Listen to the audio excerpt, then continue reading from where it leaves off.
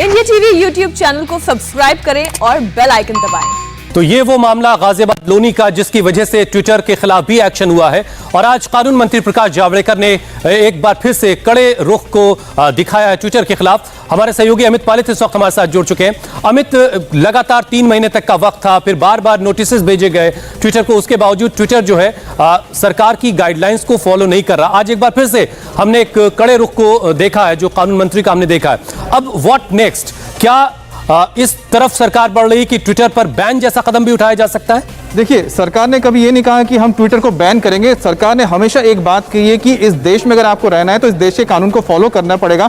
और मैं शुरुआत इस बात से करता हूं कि अगर गूगल, फेसबुक, इसके अलावा व्हाट्सएप और उसके साथ इंस्टाग्राम अगर कानून को फॉलो कर सकता है, जो कि अमेरिकन कंपनी है, तो एक और अमेरिकन कंपनी जो सोशल मीडिया में ट्विटर है, उसको फॉलो क्यों नहीं कर सकती है? और इसी को लेकर कानून मंत्री रविशंकर प्रसाद ने आज बहुत साफ शब्दों में ट्विटर को बहुत ही सख्त लहजे में ये चेतावनी दी है कि अगर आपको यहाँ रहना है तो आपको कानून फॉलो करना पड़ेगा, जैसे बाकी लोग कर रहे हैं। आप देखिए उन्होंने क्या लिखा। उन्होंने साफ यहाँ पर कहा है कि कितनी बार, यानी देयर आर न्यूमरस टाइम्स जब हमने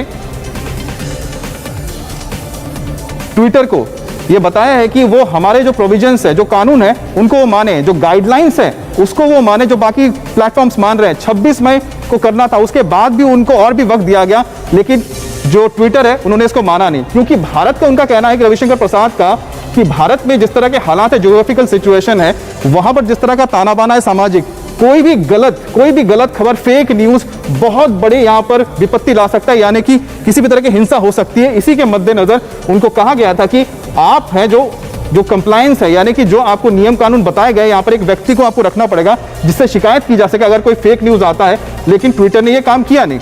इसके बाद उन्होंने सबसे इंपॉर्टेंट जो जिक्र किया है वो है उत्तर प्रदेश का, क्योंकि उत्तर प्रदेश का हमने देखा है कि क्या घटना हुई है लोनी में। यहाँ पर लिखा उन्होंने, what happened in UP was illustrative of Twitter's arbitration in fighting fake news, यानी कि एक वीडियो के जरिए दो समुदाय के बीच गंभीर वो पैदा किए जा रहे थे, फर्क, दरार पैदा किया जा रहा था, झूठ फैलाया जा रहा था, उसको ट्विटर रोक नहीं पाया और जिसके चलते वहां पर हालात बहुत बिगड़ सकते थे।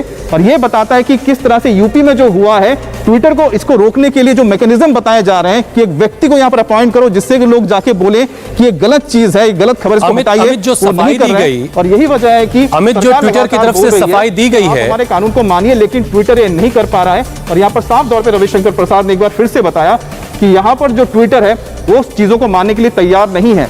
और सबसे इंपॉर्टेंट चीज एक और मैं आपको बताना चाहता हूं, जहां पर लिखा है, उन्होंने जिक्र क्या किया है, अगर अमेरिका में, यानी कि कोई इंडियन कंपनी अमेरिका में जाती है, कोई भी आईटी कंपनी हो, फार्मा कंपनी हो, वहां के लॉ को फॉलो करती है, तो फिर ट्विटर इसको फॉलो क्यों नहीं करता है? ये सबसे बड़ी बात है कि ट्विटर जब अमेरिका में या किसी और देश में कानूनों को वहां के फॉलो करती है, जब भारत में वो कानून बताए जा रहे हैं कि आपको एक व्यक्ति को अपॉइंट करना है जिससे जाकर शिकायत की जा सके कि भाई ये जो खबर चला रहे हैं या आपके ट्विटर प्लेटफॉर्म पे है वो गलत है, उसको हटा दीजिए, या फिर उसका जो सोर्स है उसको बताइए जो गलत खबर फैला रहे हैं, वो आप करने को तैयार नहीं है। तो कैसे हो सकता है कि हम आपको रियायत दे दें तबकि गूगल को, व्हाट्सएप को किसी को ना करें? तो यही सारी जो बातें हैं। अमित, एक जो सफाई आई ट्विटर की तरफ से, वो सफाई लगता है सरकार को कबूल नहीं, जिसमें वो ये कह रहे हैं कि हम भारत सरकार की जो तमाम गाइडलाइंस है उसको फॉलो करेंगे और हम उसके प्रति प्रतिबद्ध हैं। रविशंकर प्रसाद ने बहुत ही सख्त लहजे में ट्विटर को कहा है कि आपको फॉलो करना पड़ेगा। अब तक आपको जो संरक्षण मिल रहा था, इम्यूनिटी मिल रही थी, अब वो इम्यूनिटी आपके ऊपर नहीं रही है। अगर आप गाइडलाइंस को फॉलो नहीं करेंगे तो आपको उसकी सजा भुगतनी पड़ेगी। बिल्कुल सही बात है। और हिंदुस्तान में अगर आपको ऑपरेट करना है तो हिंदुस्तान के नियम कानून आपको मानने होंगे। तो जैसा कि अमित हमें बता रहे थे कि सीधे तौर पर एक कड़ा रुख हमको देखने को मिला है प्रकाश जावड़ेकर का। उन्होंने साफ कहा है कि एक तरह से जिस तरह का रुख अब तक का ट्विटर का रहा है ये बर्दाश्त नहीं किया जाएगा। लगातार ट्विटर से कहा गया और 3 महीने का वक्त भी उनके पास था, उसके बाद लगातार उनको नोटिस भेजे गए, लेकिन अब भी वो हमारे कानून को फॉलो नहीं कर रहे हैं। और पंजाब की लड़ाई फिर दिल्ली तक कैसे आई आपको बताएंगे एक ब्रेक के बाद। नमस्ते, मैं हूं मीनाक्षी जोशी। वीडियो और खबरों से अपडेट रहने के लिए India TV YouTube channel subscribe करें, बेल आइकन दबाना ना भूलें। जुड़े रहें इंडिया टीवी के साथ।